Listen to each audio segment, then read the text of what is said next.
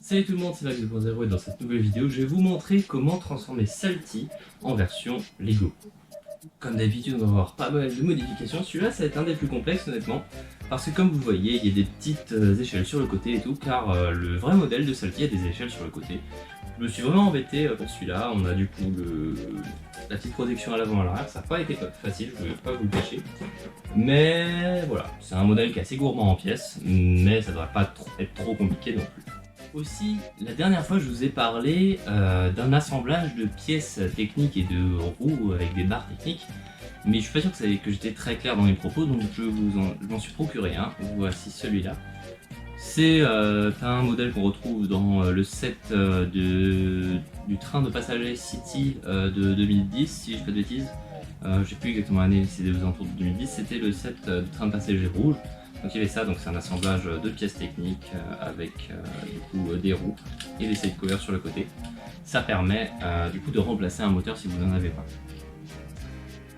Donc c'est parti pour la construction. Pour ce mode de Salty, vous aurez besoin de pas moins de 60 pièces, à savoir tout le corps de Salty, 6 plates 2x6 grises, 2 plates 2x2 grises, clair, gris, clair, pardon, je vais te préciser. 4 plates 1x8 noir, 4 plates 1x4 noir, 2 briques 1x6 noir, 6 échelles noires, 2 aimants noirs, 4 slope inverted yellow 1x2, 2 plates 2x6 jaune, 2 plates 1x8 jaune et 4 plates 1x2 jaune, 8 plates 2x2 par 2 jaune, donc des plates en L si vous préférez, et 8 plates 1x1 jaune. Alors, il va être assez simple à construire, hein, honnêtement. Le design a été assez compliqué, mais vous allez voir que la construction va être assez simple. J'utilise aussi, pardon, j'ai oublié de le dire, 2 side covers noirs et un moteur 9 volts.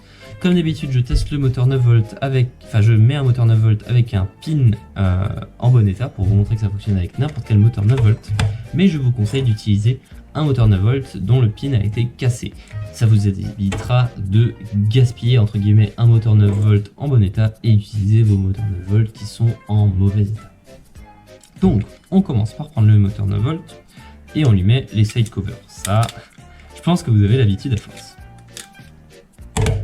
Ensuite, on va prendre toutes les plates 1 par 1 jaune et on va les empiler de sorte à ce qu'on ait à chaque fois des trucs de 2 plates de haut. Donc en tout on en aura 4. Ça veut bien venir. Ensuite on vient prendre les slope inverted 1 par 2 et on vient les mettre comme ça à chaque fois.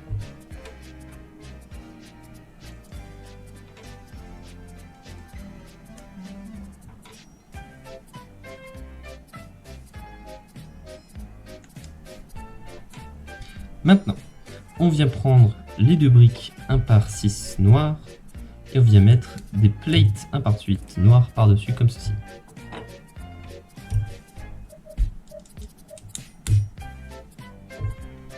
On vient prendre les aimants qu'on vient mettre au milieu. Et là, ça va être un peu spécial. Vous allez retourner le truc, vous prenez les machins jaunes qu'on a fait juste avant, et vous allez les coincer dans le petit trou là qui est juste en dessous de la partie arrondie. Vous retournez, normalement ça tient si vous avez bien fait le truc. Vous prenez les plates en L et vous venez les accrocher comme ça.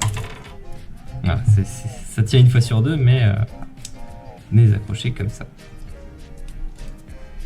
Et pour combler les trous ici, on rajoute des plates. On rajoute des plates 1 par 2 jaunes. Et on fait la même chose avec le deuxième.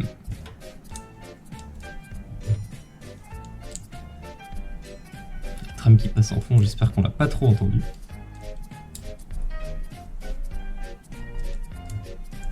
Et voilà, le deuxième est fait. Maintenant, vous venez prendre votre moteur, vous venez mettre la plate 1 par 4 au milieu, ici.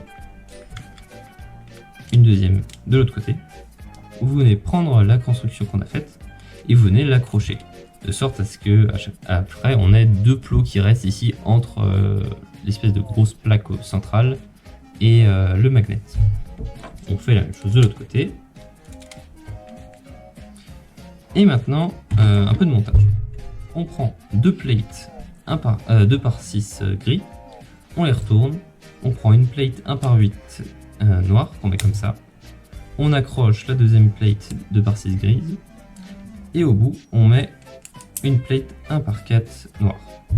On répète l'opération une deuxième fois en faisant en miroir. Maintenant que j'ai mes deux trucs, je viens prendre mon moteur 9 volts et je viens les accrocher. Si vous avez bien fait le truc, la plate vient se mettre ici par-dessus la plate 1 par 4 noire et aussi par-dessus le plot du L jaune et le petit trou qu'il y avait ici.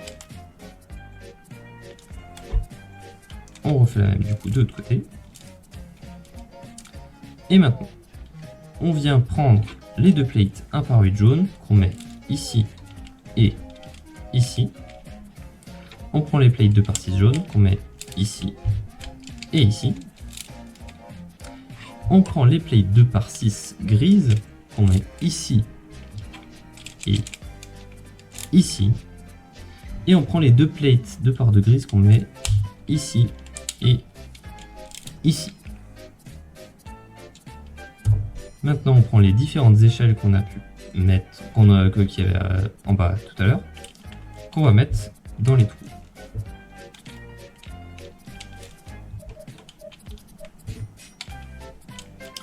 Et voilà. On retourne le tout et on vient prendre les L et les mettre ici. Donc c'est sur les deux empty studs centrales de la barre de 1 par 6. Comme ça pour les statiques on a vraiment un truc à peu près complet. On finit simplement en mettant les pièces de Salty. Et voilà, notre mode de Salty est fini. J'espère que cette vidéo vous a plu. Si c'est le cas, n'hésitez pas à vous abonner, à laisser un like et un commentaire. La prochaine fois, je pense qu'on va se retrouver pour le modèle de Stanley, qui est franchement assez facile. Vous verrez, c'est pas très différent de ce qu'on a pu voir pour... ça va être un mélange de Salty et de ce qu'on a fait déjà pour Thomas et Toby. J'espère que cette vidéo vous aura plu. C'était Max 7.0 et je vous dis à très bientôt.